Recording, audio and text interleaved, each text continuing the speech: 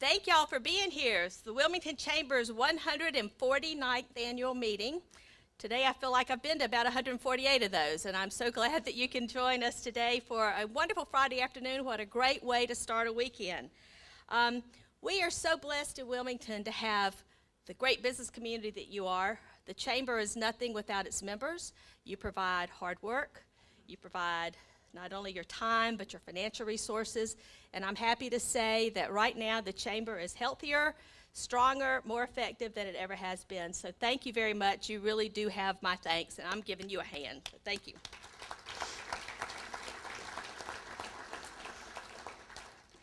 You always hear me say that we can't do anything without your financial resources, and I get to thank our sponsors for helping us put on this annual meeting. We're very lucky to have First Citizens as a presenting sponsor, along with Duke Energy and AT&T. Our gold sponsors are Cloudwise, GE Wilmington, LS3P, McGuire Woods LLP, New Hanover Regional Medical Center, North Carolina State Ports, PPD, RSM, Star News Media, UNCW, Williford Houston and Company CPAs. Our silver sponsors, Andrew Consulting Engineers, BB&T, Cape Fear Community College, Coastal Beverage Company, Murkison, Taylor and Gibson, Pathfinder Wealth Consulting, Piedmont Natural Gas, River Lights, Wells Fargo Bank, Wilmington International Airport, and our bronze sponsors, Delaney Radiology and Wells Fargo. I think I've already said them, so excuse that. We have a great program lined up for you today. We arranged this so that we could coordinate with President Spelling's schedule. She's been in meetings at UNCW for the last 2 days. I hear things went swimmingly, so we'll look forward to hearing her, but let me introduce the head table first. This is Brooks Lamb. She is the wife of Mitch Lamb, who is our chairman. Brooks has to put up with him, and I mentioned that because until you're chairman of the chamber, I don't think you know how much time it takes, and that's time away not only from your job, but away from your family. So Brooks, thanks for putting up with us. We really appreciate it. You'll hear from Mitch. You'll hear from President Margaret Spellings. You know Hal Kitchen, our former chairman and Cape Fear future chair now, and also on the UNCW Board of Trustees. And I'm going to embarrass Averett Lamb, who's sitting with First Citizens right there. He's Mitch and Brooks' eldest 11-year-old son. Thank you for being here today, Everett. Okay. Thanks. So I always get to say something nice about our former chairman, and Chris Boney is our former chairman. You see he's not here. He's in Cuba. Had an opportunity for one of those educational visits. So he and his wife are in Cuba, and but we did want to say good things about him. He was a great chairman, visionary leader, incredible hard worker, and he is not leaving us alone today. He's going to be welcoming you via video. So if you would turn on the video, sir, and let's hear from Chris. Buenos dias from Havana. As the 2015 chairman of the Wilmington Chamber of Commerce, it's my pleasure to welcome you to the 149th annual meeting. I apologize that I can't be there in person, and I hate that I have to miss the event and hear from our keynote speaker, UNC System President Margaret Spellings. Unfortunately, the annual meeting coincided with the trip that I'd already planned to Cuba. No, I have not been sent to Guantanamo Bay. I'm attending an educational trip organized by the American Institute of Architects. The Chamber was very active in 2015, including some high-profile activities that you likely saw covered by the media, including initiatives such as reviewing and lobbying for revisions to the city and county comprehensive plans, producing the first regional economic scorecard, organizing an inter-city visit to Charleston, and creating a partnership with BASE for expanded governmental affairs services, and much more. That work, especially our input on the comprehensive plans, is a core reason we have a chamber. To provide oversight of legislative and regulatory actions, and to be the voice of the business community for the greater Wilmington area.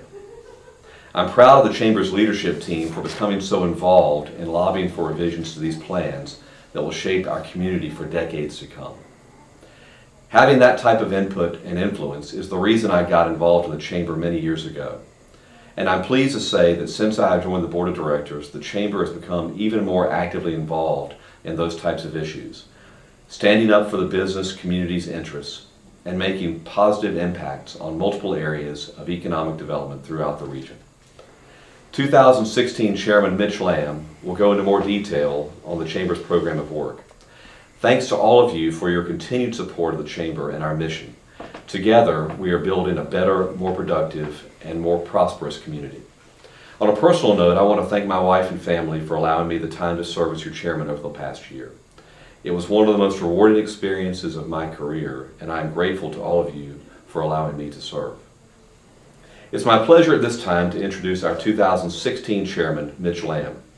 Born in Wilson, Mitch graduated from the College of Charleston and started his career with Centura Bank in Rocky Mount. A resident of Wilmington since 2001, he is a senior vice president of commercial banking for First Citizens Bank, where he has worked for the past 11 years. His chamber involvement includes serving as first vice chair in 2015, as a former board chair of the Chamber Foundation. He is a graduate of Leadership Wilmington and a 2013 Leadership Wilmington Alumnus of the Year. Mitch has also served as treasurer of Lower Cape Fear Hospice, as a deacon and former finance chair at First Presbyterian Church, on the board of alumni at Christ Church School, as a board member of New Horizons Elementary School, and in addition to his impressive resume, Mitch is also a wonderful person. He is a great father, a patient basketball coach, a YMCA Indian Princess tribe leader, and I am proud to call him a close friend. Mitch's lovely wife, Brooks, is also with us today. Thank you, Brooks, for sharing Mitch with the Chamber of Commerce. We know his volunteer work, although extremely important, takes a great deal of time away from his family. Mitch, as I sign off from Cuba, I congratulate you on your chairmanship. The gavel is officially yours. Viva la Chamber and adios.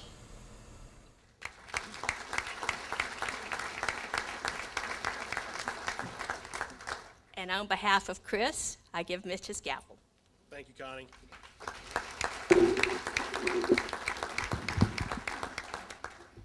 What Chris didn't say was that as his first vice chair last year, I was also his assistant coach on our son's basketball team, and that would be just like something Chris to do, to be confined to Gitmo so that I would have to coach a basketball game.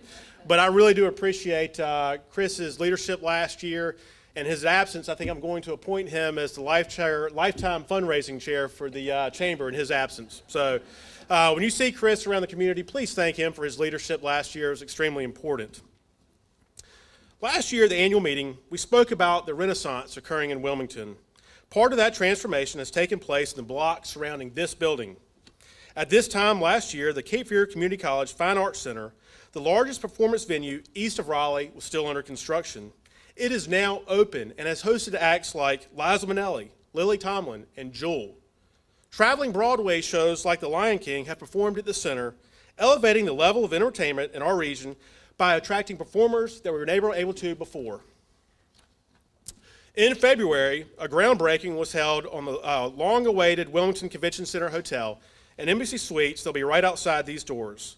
Our building committee has worked diligently with developer Harmony Hospitality. I'd like to point out Brian Eccles, somewhere in this room, our building committee chairman, for all of his hard work. There will be some impacts with that development, and our building committee has worked hard to iron those out. A new loft hotel will be built right out the other side of the chamber, expanding the footprint of the Best Western Coastline Inn. Another hotel is being constructed just 3 blocks away to help serve growing convention center and visitor demands. Sawmill Apartments, a mixed-use development next to New Marina, adjacent to PPD, are coming out of the ground. Millions of dollars in investment are transforming the northern end of downtown, redeveloping land to a higher use and providing more and better public green space in the way of a new city park. You may have noticed that there's also a new band shell just north of here, part of the Port City Marina's pier. That space will be capable of hosting 4,000 at a new private outdoor venue when completed. Across town, the rail cars have come off the assembly line at Vertex, our largest industrial recruit in 50 years. In December 2015, River Lights held its groundbreaking and the new layout for a redesigned and relocated River Road. This mixed-use development will be the largest in Wilmington when it's built out in 10 to 15 years, even larger than Landfall. Anchored by Stone Theater's latest 14-screen prototype, The Point at Barclay will be a new entertainment and dining destination for Midtown Wilmington. The retail project is part of a 600-acre master plan development by Cameron Properties Land Company. The Point will include a mix of premium restaurants and services, including a grocery store and ancillary retail. The project is currently under construction and expected to be complete in sometime late 2016. Just across the river, water and sewer are being extended up the 421 corridor, enhancing our ability to attract new industry to the area. And plans are also being made to open up a new Vodtech high school. There's even talk of realigning the railroad tracks that run through Wilmington and replacing them with a trolley service. Those are only a few of the projects that are transforming our community. Last year, when I said there's a renaissance occurring, we were not exaggerating. As these positive economic developments have unfolded, the City of Wilmington and New Hanover County have both undertook the process of updating their respective comprehensive plans.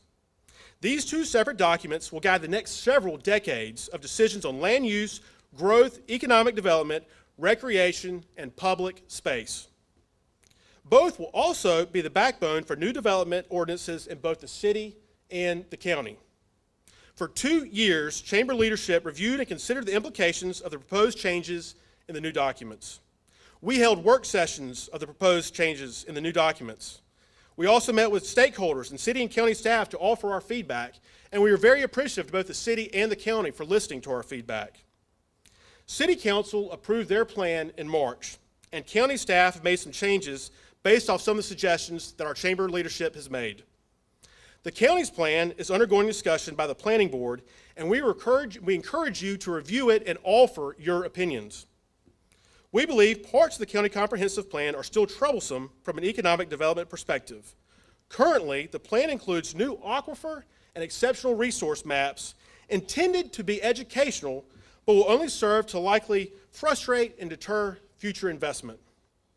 With major infrastructure investments underway across New Hanover County, we need to ensure that the adopted comprehensive plan is in line with the Commissioner's stated focus on economic development and continued prosperity in our region. It is important that the plan adopted in New Hanover County complements the development in adjoining jurisdictions, whether it's the city or Pender County. Consistency in plans, place types, and future regulation will be beneficial to all partners in the region. We have asked the city and the county to collaborate on long-range plans and transparent regulations, which will benefit economic prosperity while also protecting our quality of life. It's no secret that Charleston, South Carolina is adept at balancing quality of life, development, historic preservation, and an incredibly strong manufacturing base, and retaining the quality of place that makes it one of the most sought-after tourist destinations in the world. And I don't just say that because I'm a College of Charleston graduate. So that our leaders could gain insight into how Charleston's elected officials and other leaders have managed growth and built economic prosperity, your Wilmington Chamber of Commerce organized an inner-city leadership visit to Charleston last September. 37 area business leaders and elected officials attended 2 days of panel discussions and tours that focused on 4 main areas: development, industry, quality of place, and tourism. Panel discussions featuring Charleston business and civic leaders addressed topics such as industrial growth, job recruitment, density and sprawl, infrastructure, traffic, and historic preservation. These discussions were insightful, providing a range of takeaways such as the need to have a strategic and targeted plan to recruit business. Having such a plan hinges on the ability to be able to recruit business. We need to have pro-development leadership that recognizes and supports the needs for a balanced and diverse economy. Leaders locally and at the state level in South Carolina understand and embrace this notion. Charleston also receives enormous support from the state government through recruiting incentives to help build its manufacturing and industrial base. Of course, Charleston has a few other intangibles that most communities don't have. Mayor Joe Riley was in office for 40 years, and he had a vision. He spread that vision, and he unified the community around that vision. One of the most important things that I found about Charleston is the cohesive regional approach to economic development. County boundaries are a little more than lines on a map. In Charleston, there's also an alignment between leaders and policy development, bringing together city planners, economic development recruiters, environmentalists, elected officials, preservationists, and also the general public. They work in concert, and you cannot argue with their results. They've attracted companies like Boeing and Volvo. They've written the book on historic preservation while redeveloping their downtown using creative strategies that have helped bolster their tax base, all while managing growth. And they've been able to encourage new business development without being detrimental to their environment or their quality of life. You all in the crowd might be surprised to learn this, but Charleston, with all the manufacturing in and around Charleston, has a higher air quality than places like Savannah, Chattanooga, Asheville, and Raleigh, just to name a few. It was a great trip, and we learned a lot. And we're now planning our second intercity leadership visit. This year, we're going to travel to Richmond, Virginia, to learn about their practices. Richmond was one of the cities that Charleston leaders traveled to on their leadership visit to learn their best practices. Many of you were able to join us last November right here in the Convention Center for the unveiling of the Regional Economic Scorecard produced through our Cape Fear Future initiative. The scorecard provides information to help elected officials and business leaders make decisions concerning factors that affect Wilmington's economic health by benchmarking us against our peer cities using hard data. Thanks to Cape Fear Future Chairman Hal Kitchen and UNCW economist Adam Jones for their extremely hard work on this effort. The document will be published annually, and we're already working on the second unveiling that will be held right here on November 16th, and I hope you all will plan on attending. One of the recommendations of the Pathways to Prosperity report, commissioned by the county from economist and site selector Jay Garner, was to streamline regional economic developments. And to that end, the Chamber entered into a partnership with the Business Alliance for Sound Economy, or BASE, as they are most commonly known for our governmental affairs services in 2015. Thank you, Tyler Newman and Brian Eckel, for your leadership on that effort. The strategic partnership between these two organizations coordinates our advocacy efforts and enables the Chamber to increase its proactive engagement in policy issues.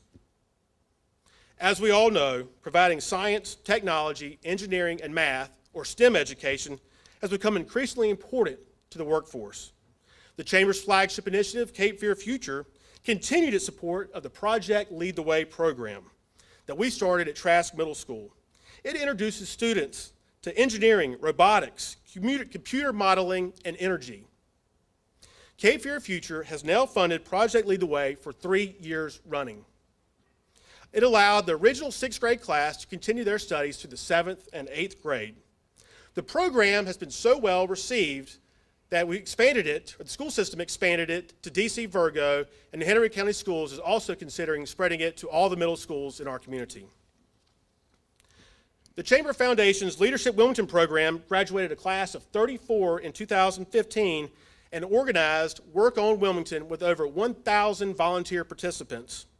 They completed 27 projects at area schools and nonprofits, and this year's Work on Wilmington Community Day of Service will be tomorrow. 27 projects are on tap to be completed at this year's event, ranging from building an outdoor classroom at DC Virgo Middle School to revitalizing a playground at the Yahweh Center and expanding gardens and landscaping at Lower Cape Fear Hospice. Volunteer assignments have already been made, so we're closed to new participants, but hopefully many of you in this room have signed up to participate. Tomorrow, I am proud to say that over 1,900 volunteers have signed up to participate to better our community. Leadership Wilmington remains one of our most influential programs, and applications for the 2017 class will be accepted in June. If you're interested in the program, I encourage you to sign up. I am a graduate of Leadership Wilmington, and it's why I got more involved with the Chamber, and frankly, it's why I'm standing here today. We've placed a 2015 Year in Review summary at your table that provides a more comprehensive look at the Chamber's accomplishments last year. Please have a look at your investment in your Chamber and how it influences many areas of the community. I am honored to be the board chairman for 2016, and I'm thankful that we have such a capable board of directors. The unique perspective that each board member brings will serve the Chamber and our community well. Board members, please stand as I call your names so you can be recognized, and if you don't mind, I will ask that everybody hold their applause until the end. Our officers are Charlie Maddox, First Vice Chair, BB&T, John Gisdick, Second Vice Chair, New Hanover Regional Medical Center, John Elliott, Treasurer, Duke Energy, Chris Boney, Immediate Past Chair, he's in Cuba, and our other board members, Neil Andrew, Andrew Consulting Engineers, Kimberly Bankston, G.E. Hitachi.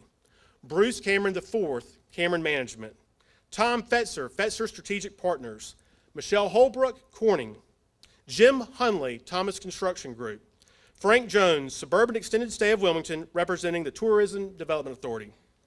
Hal Kitchen, McGuire Woods, representing Cape Fear Future. John Lyon, AT&T North Carolina. T. Nunley, Coastal Beverage. Connie Majorette, Wilmington Chamber President. Dixon McLean, also McGuire Woods, representing Wilmington Business Development. Ed Murray, PPD. Will Purvis, Liberty Healthcare. Ted Shipley, Smithmore Leatherwood. J.C. Smith, Live Oak Bank. Faison Sutton, Murchison, Taylor, and Gibson. Jason Sweeney, GE Aviation. Hal Wells, Wells Insurance. Jason Wheeler, Pathfinder Wealth Consulting. And now our ex officio board members, Paul Koza, North Carolina Ports Authority. Jim Fleckner, Cape Fear Public Utility Authority. Dr. Tim Markley, New Hanover County Schools. John Parrott, Wilmington International Airport Authority. Colin Tarrant, Wilmington Downtown, Inc. Mayor Bill Sappho, City of Wilmington. Chancellor Zito Sartorelli, UNCW. Robert Zappel, New Hanover County Commissioners. Let's all give them a round of applause for their time and commitment to your chamber.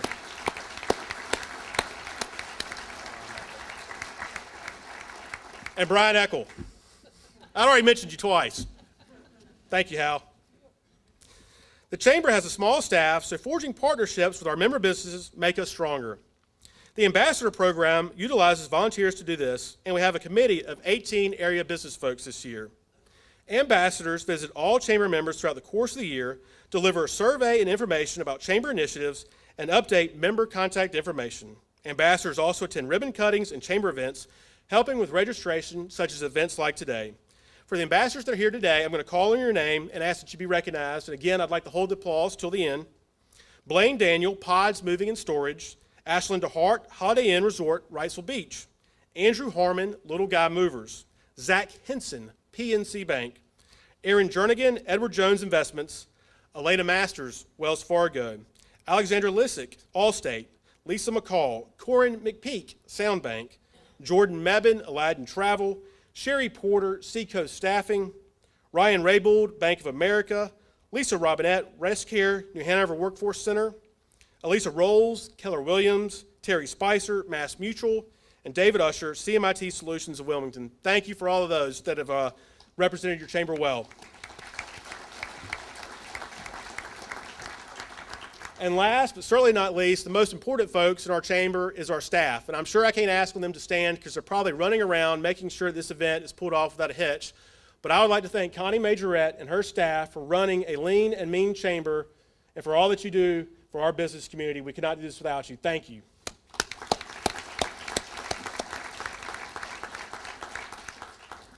In October last year, the Executive Committee held a strategic planning retreat led by American Chamber of Commerce Executive Mick Flinning.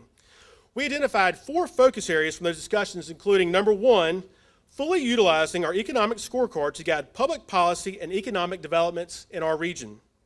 Number 2, improving our branding and messaging as a chamber so that it's clear that your chamber is the voice for the business community. 3, taking full advantage of the exposure that the 2017 Wells Fargo Championship is going to have on our area. The Chamber has formed a subcommittee to capitalize on that efforts, and I'm pleased that Will Purvis and Hal Wells are going to lead that subcommittee. And 4, this is an election year, to continue to play a serious role with our elected officials in shaping public policy that promotes economic development and job growth. The Board of Directors approved the Chamber's 2016 public policy at their April meeting. In an important election year, the Chamber remains focused on promoting business growth by retaining existing businesses, recruiting new job creators, and encouraging investment in the community. The scope of the public policy agenda is evidence of the numerous opportunities and challenges that exist regarding economic development. The 2016 agenda ranges from advocating for sustainable funding sources for our beaches to a new career technical education high school. We will continue to focus on supporting initiatives that encourage a pro-business environment and oppose those that are harmful to the area's economic climate, especially in regards to rebuilding our manufacturing and industrial base. In closing, I'd like to thank you all for being here today and showing your interest in the well-being of the area's business community and our region as a whole. I'd also like to thank my First Citizens Bank teammates for taking up some of the slack while I'm out serving the chamber. I'd especially like to thank my wife, Brooks, while I'm here today. She already understands that the time commitment it takes to serve. She spent most of her 25th birthday weekend last weekend listening to me draft and practice this speech. So thank you, Brooks, and to my other two children that aren't here, Jack and Melissa, I appreciate you letting me be out of the house. I was born and raised in a small eastern North Carolina town that was only known for tobacco and barbecue, and I've been in Wilmington since 2001. I'm proud to be a part of a community that's known as the Port City and home to companies like PPD, GE Hitachi, Live Oak Bank, Castle Branch, and Encino, to name a few. The town that I grew up in does not offer a lot of opportunity for young people to return home and work, and Wilmington does. But we have a lot of work to do to ensure that our children, such as my 11-year-old son, Averett, who's here today, has that opportunity, should he choose to return home and work 10 to 15 years from now. I thank you for the opportunity to serve as your chamber chairman, and I look forward to your continued support. In my time on the board, the chamber has grown stronger and is on sound footing, and that is one of the things that I am most proud of. I can also assure you that your chamber leadership are good stewards of your investment in your chamber. We thank you for your faith.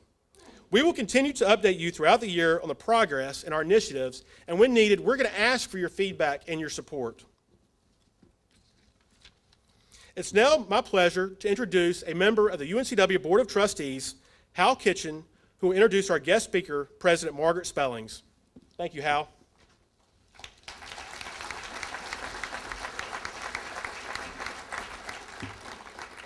Thank you, Mitch.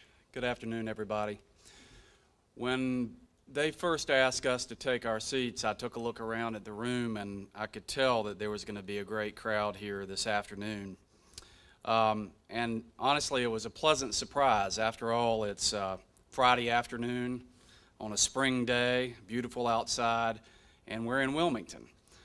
Some of you may not know the sensation of wearing a tie after lunchtime on a Friday on a spring day in Wilmington, but we're glad to have you here. I knew there had to be a reason why we drew such a good crowd for this event. I thought maybe it would be because you wanted to come hear exhilarating speeches from Chris via Havana, or from Mitch, or maybe even a very exciting introduction by yours truly of our keynote speaker. But as I thought about it a little bit more, I thought there might be a couple other reasons why you all showed up today. First, as some of you may have seen on the invitation, there is an open bar after this event, so we'll see you in a few minutes for that. But secondly, in all seriousness, I think that many, if not all of you, are here and excited to be here because of our keynote speaker. Margaret Spellings took office as president of the 17-campus University of North Carolina system on March 1st.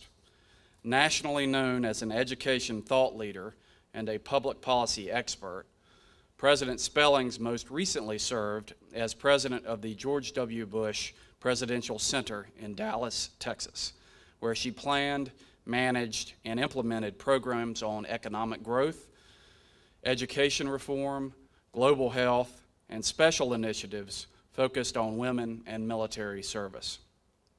President Spellings previously served as president and CEO of the Margaret Spellings Company and as president of the U.S. Chamber of Commerce Foundation.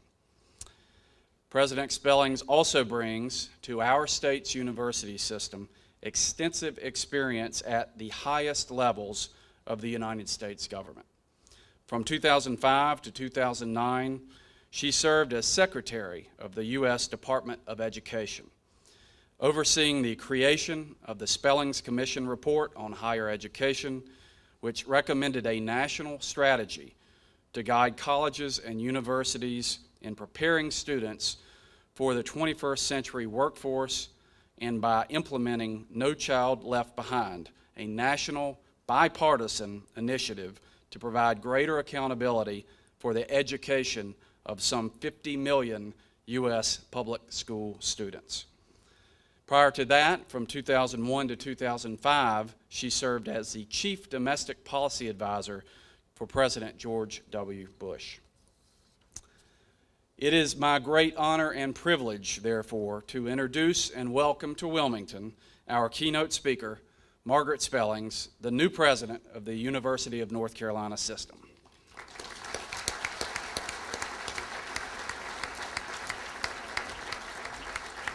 Thank you, Hal.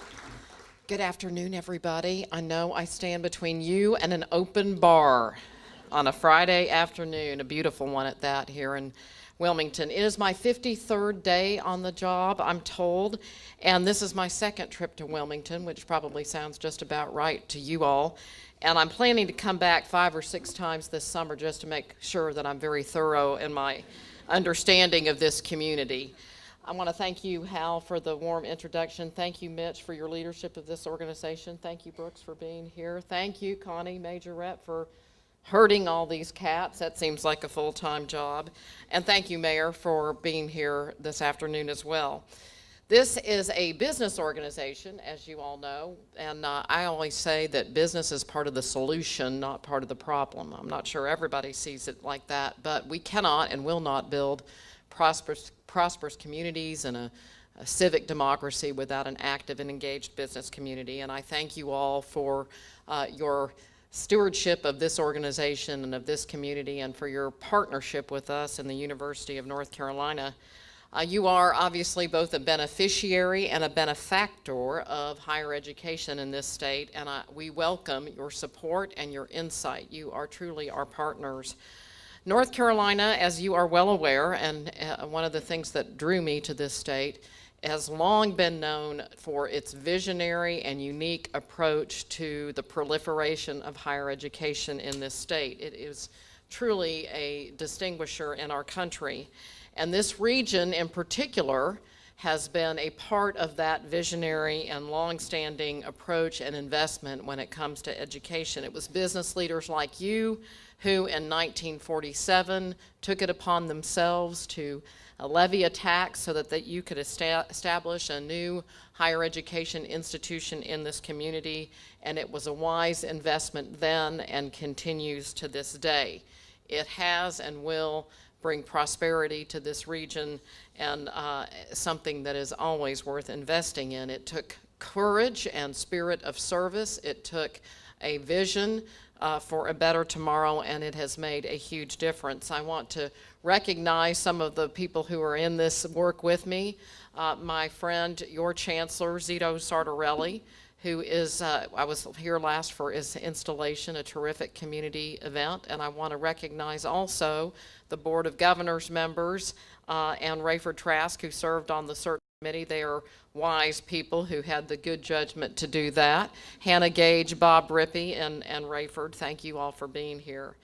Zito has a tremendous background, not only in higher education, but as a global business leader. And so when he's not wearing his UNCW hat, he's wearing his businessman Chamber of Commerce hat, and I know he is a natural partner for you all.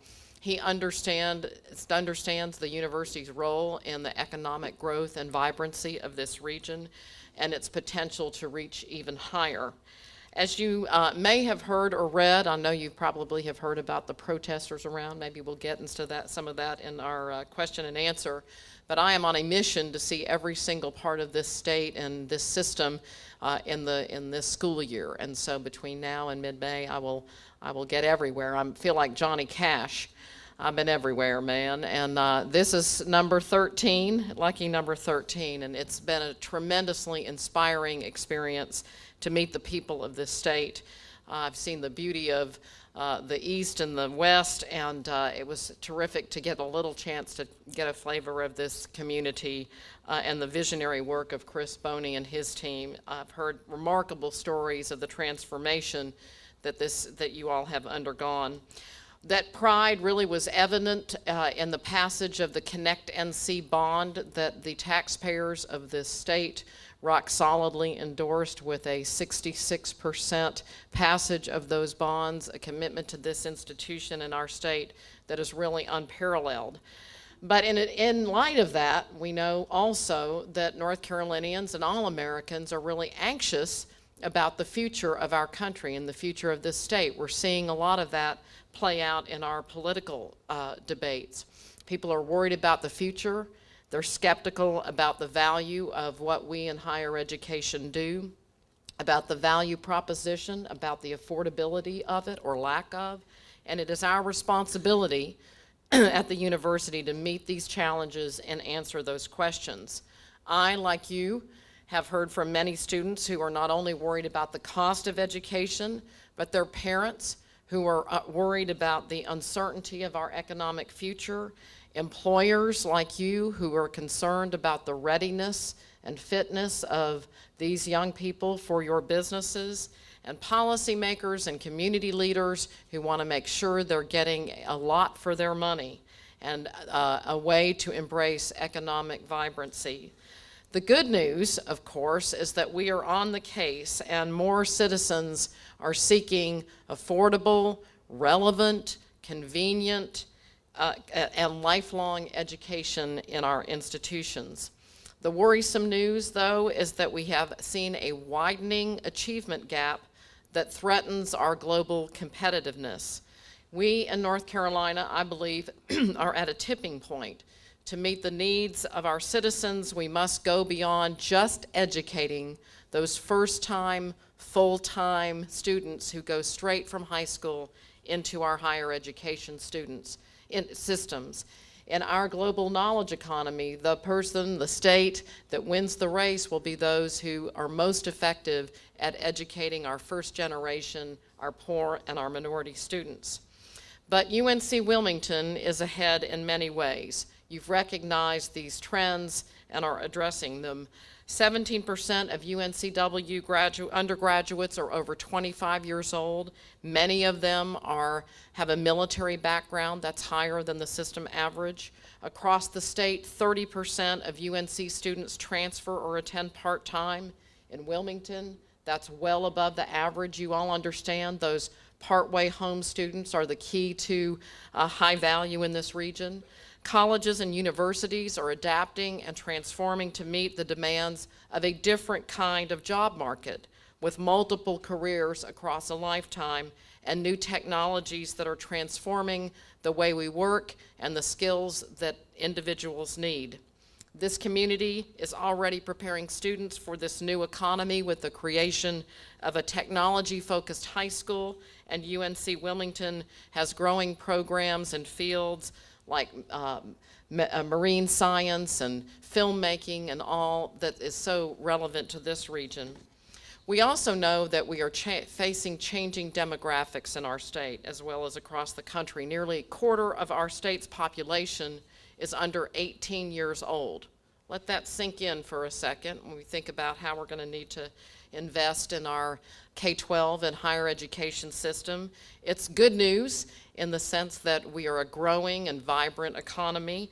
We are the 9th most populous state in the nation, I'm told by Jim Johnson, the state's kind of one of the leading demographic thinkers, that 253 people move to North Carolina every single day.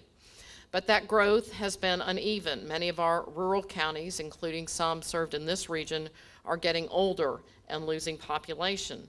So how do we balance the needs of rising generation against the imperative of caring for those in retirement? And how do we prepare for a more diverse future?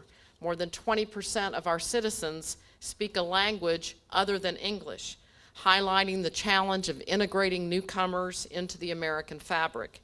We've done it before, but it will take thought and work.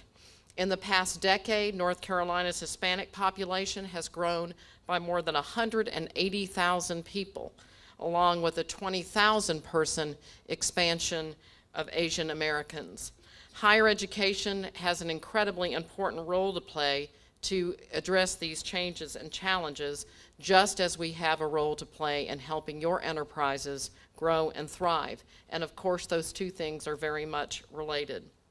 Across the UNC system, 7 out of 10 full-time students graduate within 6 years while attending 4-year institutions, above the national average, but still adds up to a lot of wasted potential and duplicative investment by we taxpayers.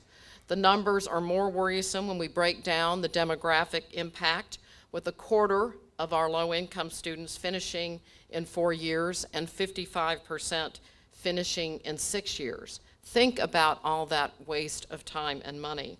That kind of achievement gap goes a long way in explaining this paradox that we have in our state's economy, being in the top 10th in the nation with a per capita income falling to the bottom 15 among the states, an unsustainable gap. Our campuses, including UNC Wilmington, are taking steps to improve these conditions, but continued progress will require renewed partnerships and relationships with you. The effort around Connect NC Bond, as I said, is an excellent example. The new Allied Health and Human Services facility will help educate more students in these high-need fields.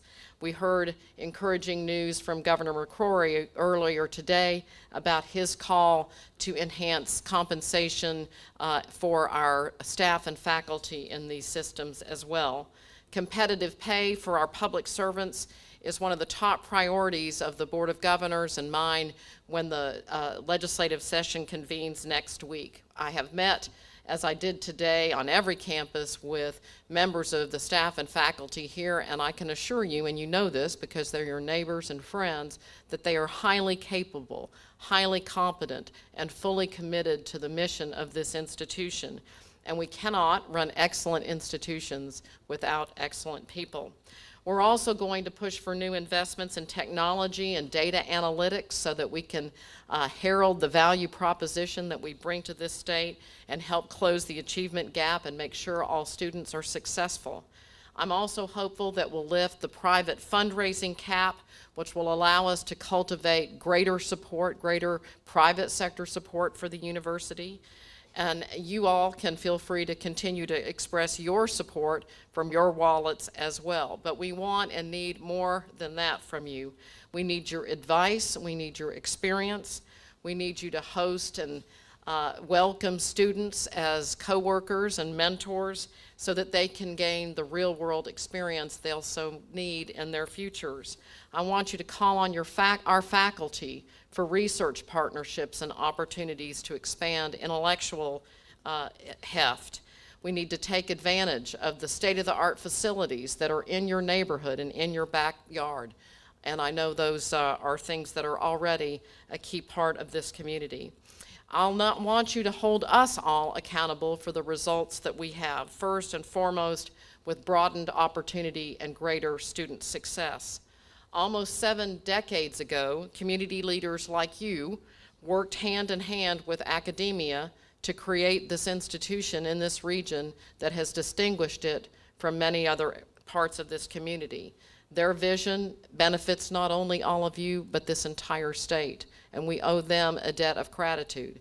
I hope that in the future, those that come after us will be able to say the same of us, that we made the right and tough calls at this time so that they could reap the dividends over the long haul.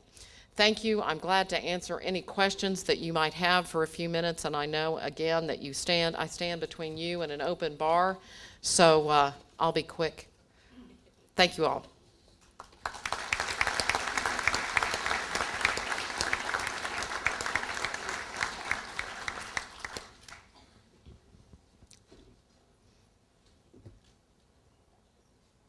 Boy, they really want a drink, Hal.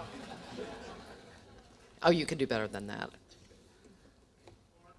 Thank you, Rayford.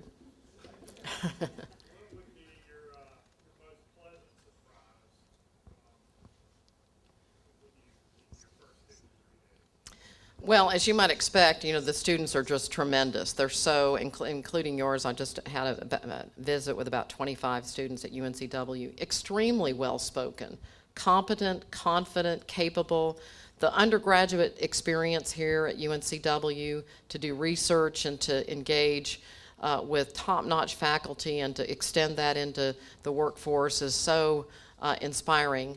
The other thing I would say is just the uniqueness of the system. We have really the best of both worlds, the power and the mightiness of a 17 institution, 17 members strong entity that we can elevate to the taxpayers and citizens and policymakers of this state, but also a unique role that every one of those plays and this distinctive character that they each have. Whether it's UNC Asheville, where I was protested about my service on the Dallas Chamber of Commerce board as a fascist organization, to places like this where that kind of partnership is warmly embraced. Yes, sir.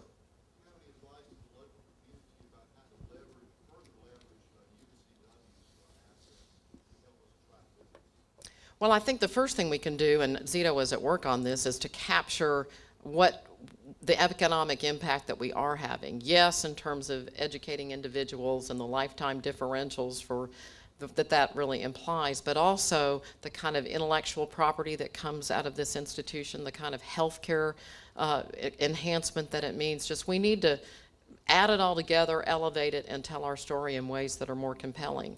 And I think we've had our light under a bushel of late. So that's a good way. And that will mean that you all need to be more informed, and we need to be better about telling you those values. And the Chamber of Commerce is a perfect way to do that. There's somebody back over in the corner, I think. Yes, oh, Hannah. You mentioned the legislature convenes next week. What can this group do in any way, shape, or form to help with the university agenda, since we're all friends with our local elected officials? Some may be here. Well, thank you for that question. Obviously, we can fight for the resources that we need and talk about, and we don't want to be fighting, but just elevate what our value proposition is here. The other thing I would say, and Rayford, it's a little bit of an answer to your question, is one of my observations as I've traveled the state is, there's a lot of, I'll call it bureaucracy, just levels of reporting and requirements. And, when we are,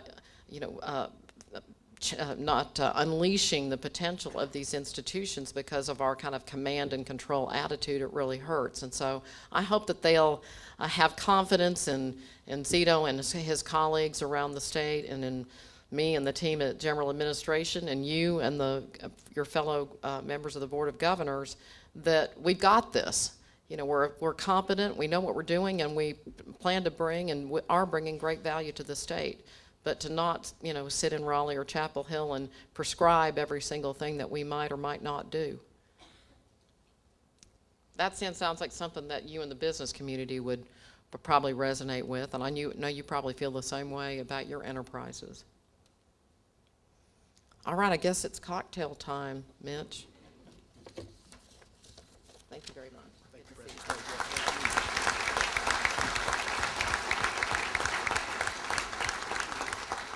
One more person between now and a cocktail. President Spellings, I was in Dallas 2 weeks ago, and your body of work at the George W. Bush Presidential Library is extraordinary. We are very fortunate to have President Margaret Spellings in North Carolina. Thank you for those enlightening remarks and for taking the time out of your very busy schedule to be with us today. We are fortunate here in Wilmington to have a branch of the university system with UNCW. They've been a great partner of the Chambers for many years, and the Chamber's Cape Fear Future Initiative has been a financial supporter of the UNCW Center for Innovation and Entrepreneurship. The resources that the center and the university provide to promote business creation and a skilled workforce are vital to our community. We look forward to continuing and growing our relationship with UNCW. Thank you, Chancellor Zito Sartorelli. When I look back at the more than 160 years of this organization and the people that held this position before me, I am truly humbled and I am proud to serve. I invite all of you that are in this crowd today that are not currently engaged with the Chamber to please contact Connie or another member of the staff to find out ways that you can assist. I appreciate all of you joining us today. I hope you'll stick around. I hope you'll exit these two doors to next to these screens for reception to welcome President Spellings to Wilmington, and have some drinks and snacks to start your weekend. There are also parking vouchers outside next to the elevators in a great big bowl. Take one, please, so you don't have to pay for parking. And with that said, I'm going to announce that our 2016 annual meeting stands adjourned. Thank you.